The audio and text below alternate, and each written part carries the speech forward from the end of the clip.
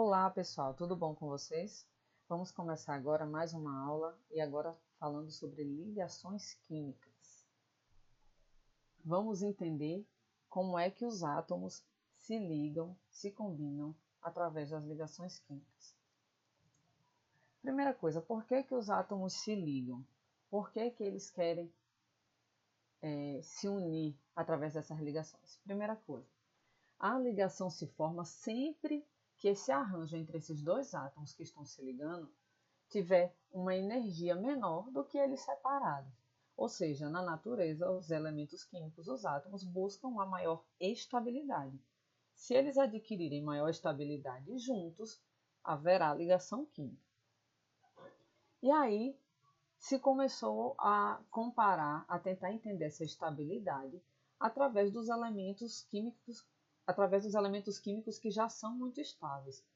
Quem são esses elementos que não têm essa tendência de fazer ligação química e aparecem na forma de átomos isolados na natureza? São os gases nobres. Deixa eu só colocar aqui o apontador laser. São os gases nobres. E estudando os gases nobres, foi observado o que eles têm em comum. Então, com exceção do hélio, que só tem a primeira camada, todos os demais gases nobres possuem 8 elétrons na sua camada de valência. Daí surgiu o que foi chamado de regra do octeto, dizendo que um átomo vai adquirir estabilidade quando ele possui 8 elétrons na camada de valência ou apenas 2 elétrons se ele só tiver a primeira camada, que ele se assemelharia ao hélio. E daí, para a gente entender como os átomos, os outros elementos químicos, vão chegar a esse octeto, vamos relembrar então aqui qual é a característica da última camada dos elementos.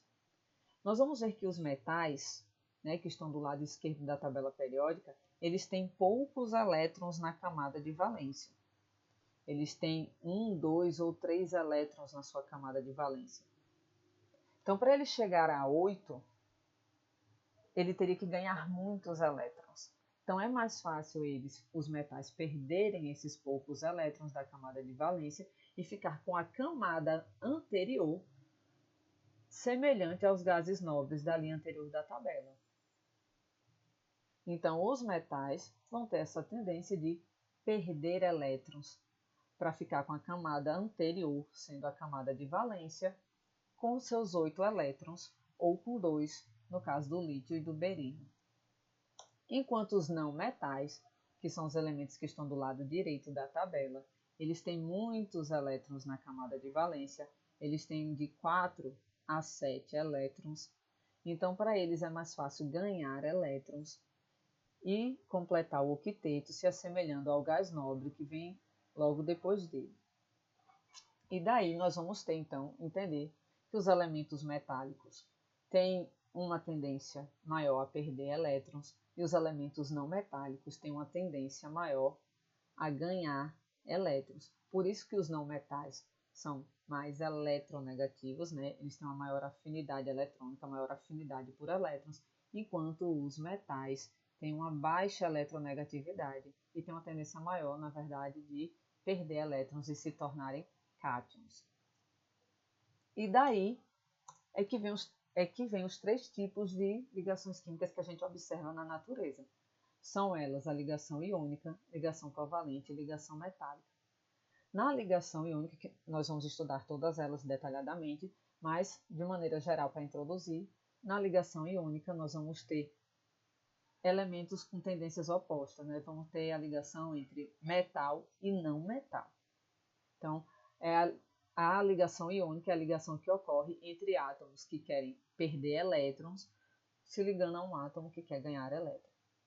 A ligação covalente é a ligação que ocorre entre os ametais, entre os não metais, entre 2 átomos que querem ganhar elétrons.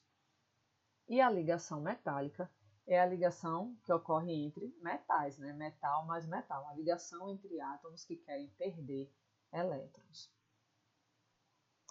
Então, vamos começar pela ligação iônica, que, como já falei, é a ligação de metal mais ametal. Para exemplificar, vamos trazer aqui, entender como acontece a ligação entre o átomo de sódio, que é um metal, e o cloro, que é um ametal, para formar NaCl. Antes da interação, vamos entender como é que são seus átomos. O sódio tem um elétron na camada de valência, que é a terceira camada, enquanto o cloro tem aqui 7 elétrons na última camada. O sódio, se perdesse um elétron, a sua camada de valência passa a ser aqui a camada 2, que vai ter o octeto. O cloro, se receber um elétron, ele vai completar aqui a camada 3 com o seu octeto. Então, o sódio tem a tendência de perder um elétron para se estabilizar e o cloro tem a tendência de ganhar um elétron. Então, o que vai acontecer? Na ligação iônica, quando temos elementos com tendências opostas, vai haver a passagem de elétron de um átomo para o outro. Então, o sódio passa o seu elétron, ele perde o seu elétron para o cloro. E aí nós vamos ter agora o sódio positivo, ele se transformou em um cátion. E vamos ter agora o ânion cloreto, que é o Cl-. E agora, devido a isso, eles vão se atrair devido às suas cargas opostas, né? Cargas opostas se atraem. E aí é que vai acontecer a ligação química. Mas lembrem que química sempre tem toda uma simbologia, uma linguagem simbólica. A gente não vai ficar desenhando os átomos. Então, como é que a gente vai representar isso? Qual vai ser a simbologia que nós vamos adotar para representar a ligação iônica? Nós vamos usar essa representação. A gente vai escrever o símbolo do elemento e em volta dele a quantidade de elétrons que ele tem apenas na última camada. Então, a gente vai escrever lá Na com seu 1 elétronzinho. Não precisa fazer diferente, né? A imagem está diferente para destacar, mas pode fazer só uma bolinha aqui. Coloca o símbolo do elemento cloro, que é o Cl, e os 7 elétrons que ele tinha.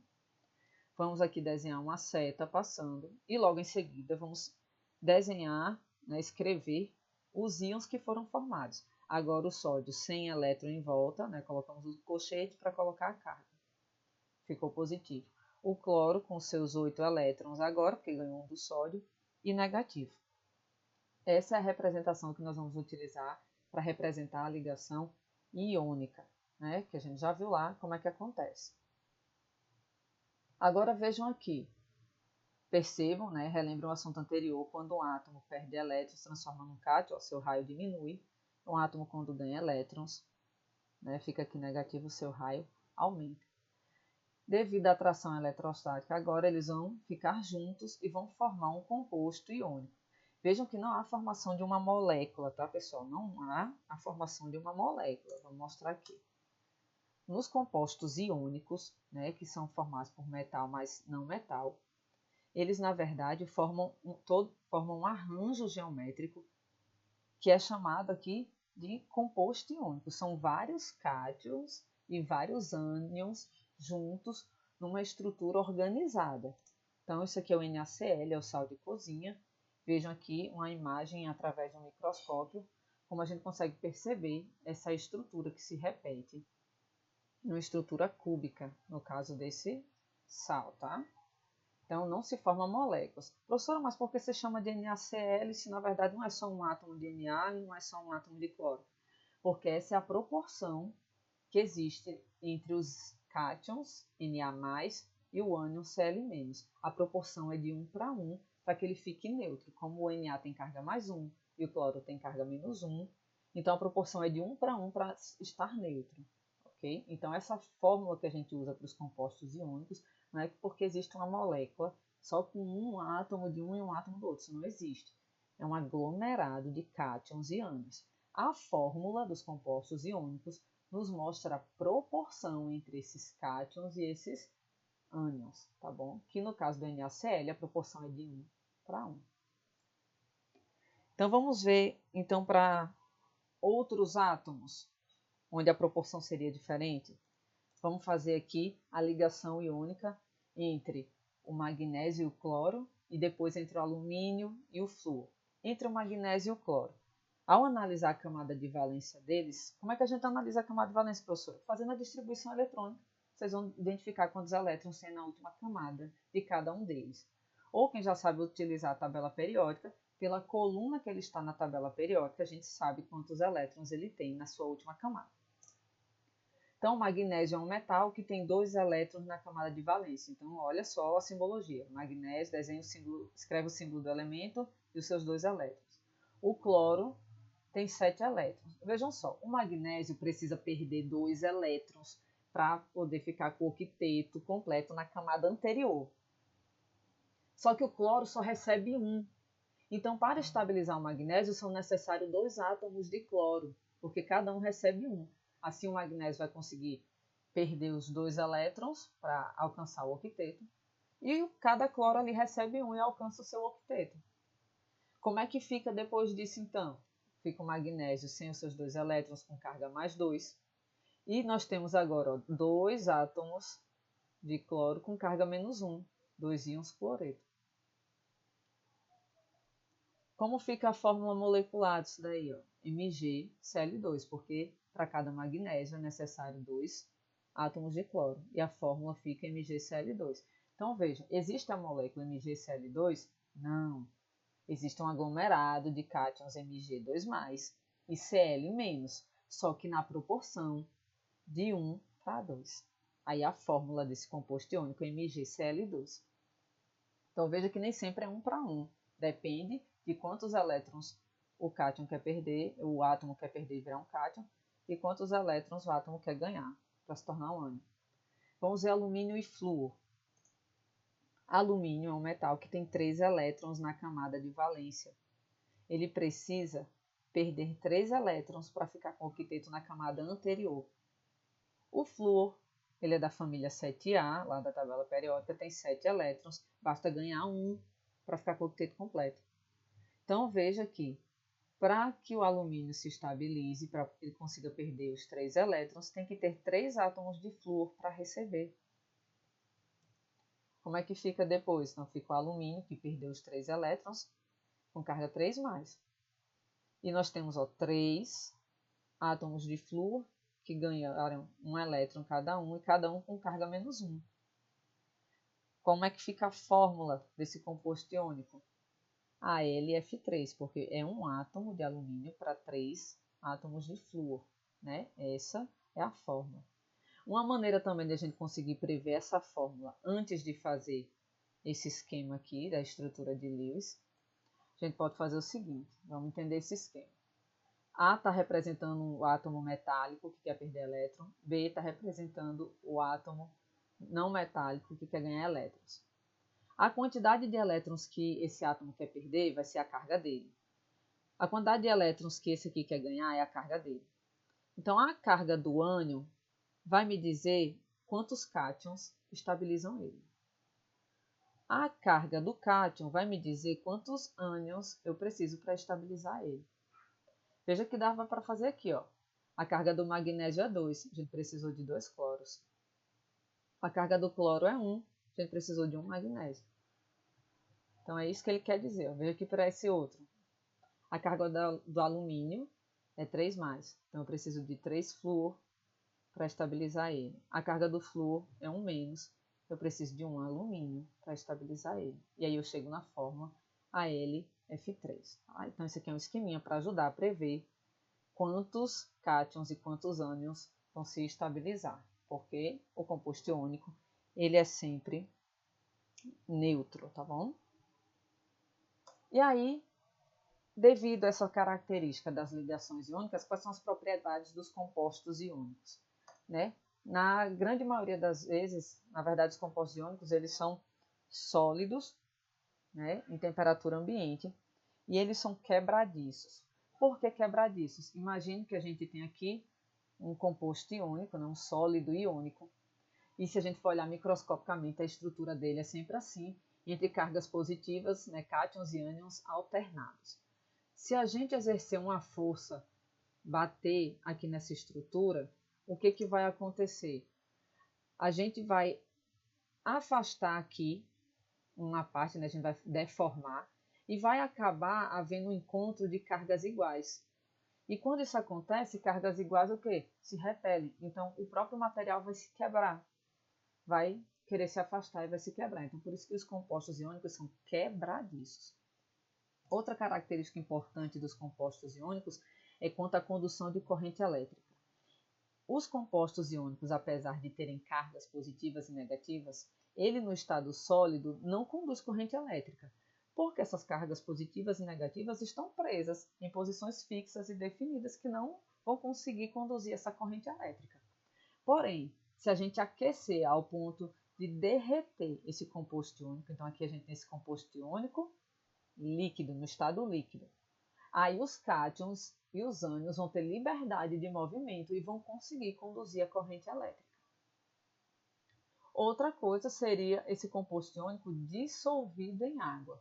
A água consegue dissolver aqui ó, o composto iônico, consegue solvatar. Então, nós vamos ter também as cargas positivas e negativas se movendo na água. Então, também vai haver condução de corrente elétrica. Então, são as duas principais propriedades de compostos iônicos para vocês lembrarem. Então, já falamos de ligação iônica, que é entre metal e não metal. E agora, como é que ocorre a ligação entre os não metais? Como é que vai acontecer a ligação entre dois átomos que querem ganhar elétrons? Porque agora ninguém vai dar elétron para ninguém, né? E aí, como é que isso vai acontecer? Primeira coisa, olha aqui o exemplo que a gente vai utilizar usando o átomo de hidrogênio, que eu já falei para vocês que mesmo que ele esteja lá do lado esquerdo da tabela periódica, ele não é um metal, ele não tem família, ele não pertence aos metais alcalinos, tá? Ele está ali naquela coluna devido à sua distribuição eletrônica terminar em S1. Mas ele é um não metal que precisa ganhar, ele tem um elétron só, se ele ganhar mais um elétron, ele fica igual ao hélio, que é um gás nobre, e aí ele vai estar estável. Então, dois átomos de hidrogênio podem se ligar e formar aqui o gás hidrogênio H2. Como é que acontece então essa ligação entre dois átomos que querem ganhar um elétron cada um? Antes da reação, nós temos aqui cada átomo de hidrogênio isolado com seu um elétron na camada de valência. A ligação covalente ocorre com a aproximação desses dois átomos, onde há uma combinação aqui, um compartilhamento de elétrons, onde esse elétron do primeiro átomo passa a pertencer aos dois átomos simultaneamente. E a mesma coisa com esse elétron do segundo átomo. Então, há aqui um compartilhamento de elétrons. Então, esse primeiro átomo de hidrogênio se estabiliza, porque sente a sua primeira camada com os dois elétrons, a sua primeira camada completa, e o segundo átomo de hidrogênio também. Então, a ligação covalente não se dá pela passagem de elétron de um átomo para o outro, mas sim pela aproximação deles a uma distância suficiente em que ambos consigam compartilhar um par de elétrons. E qual é a simbologia que a gente adota para representar isso? Qual é a linguagem simbólica?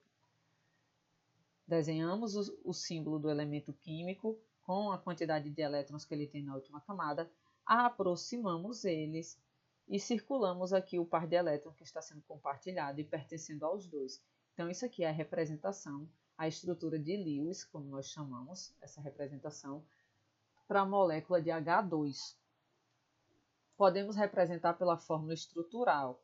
Qual que é a diferença dessa fórmula para essa? Que nessa primeira, nós estamos mostrando o par de elétrons compartilhado. Nessa segunda, o par de elétrons compartilhado foi trocado por um traço. Então, cada traço desse aqui equivale a uma ligação covalente, ou seja, a um compartilhamento de par de elétrons. Então, aqui, essa notação nós chamamos de estrutura de Lewis, ou estrutura eletrônica, ou fórmula eletrônica. E essa daqui nós chamamos de fórmula estrutural. A gente está mostrando a estrutura, os elementos e as ligações que ocorrem entre os elementos. Então, esquematicamente, aquela figura, dois átomos que querem ganhar elétrons se aproximam o suficiente para que ambos possam compartilhar elétrons. E agora sim, nós temos a formação de moléculas. Então, as moléculas são substâncias que são formadas por ligações covalentes. Aí existe uma única unidade que representa aquela substância. E aí nós temos as moléculas. Então, só para relembrar, quem é que faz ligação covalente? Os não metais. Então, é o hidrogênio e esses elementos aqui do lado direito da tabela periódica.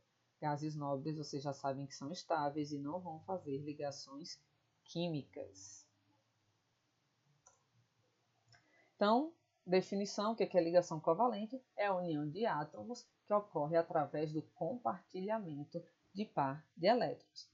Então, 2 átomos de cloro, que a gente mostrou o hidrogênio que só tinha um elétron. Professora, mas se tiver um monte de elétron, ótimo, o cloro tem 7 elétrons.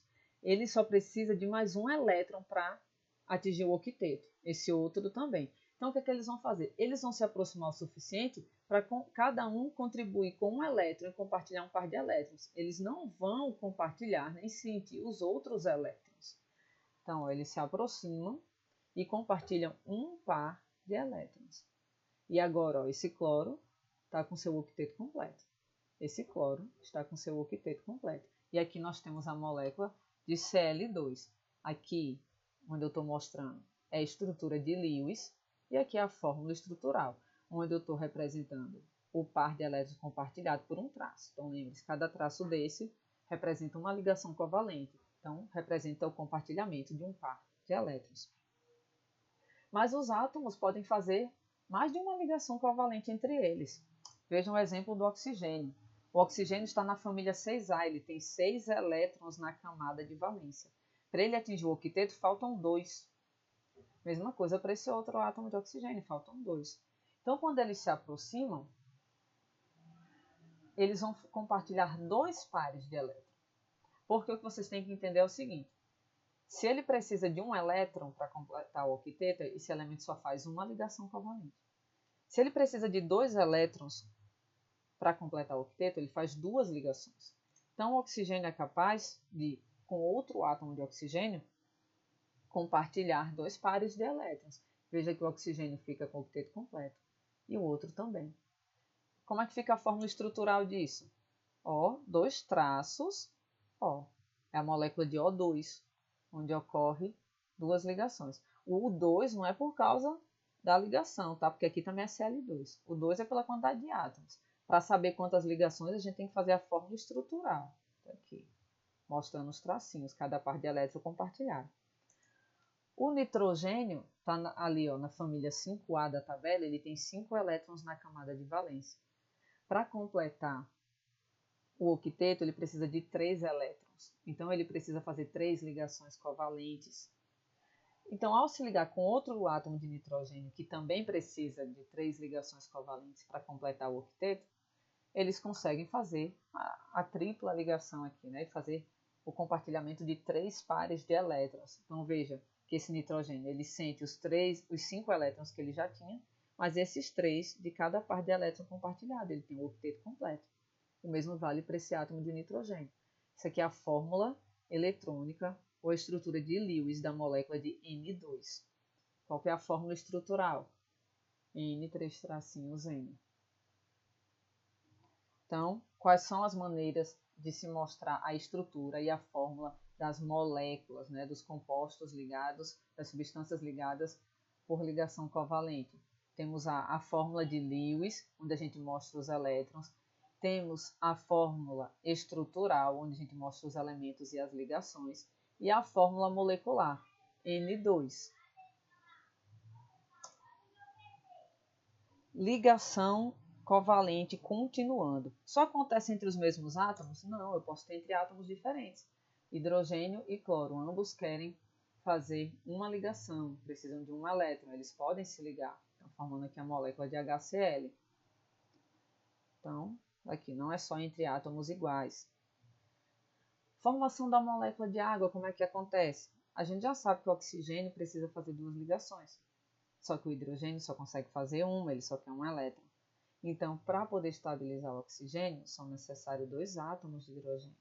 Né? Então, vejam, o oxigênio precisa de 2 ligações covalentes e o hidrogênio só faz uma. Então, são necessários 2 átomos de hidrogênio. Nós temos, então, o H2O.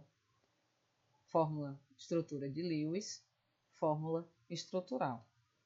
Isso vale para outros elementos, tanto aqui a molécula de NH3, o nitrogênio com as 3 ligações que precisa e cada átomo de hidrogênio com uma. Molécula de gás carbônico, CO2, o carbono precisa de 4 ligações para completar o octeto, mas o oxigênio só precisa de 2. Então, nós temos a molécula aí de CO2. Por hoje, vamos ficando por aqui. Na próxima aula, a gente continua. E aí eu vou falar de um caso particular da ligação covalente e vou falar da ligação metálica, tá ok? Então, por hoje é só, pessoal. Na próxima a gente continua.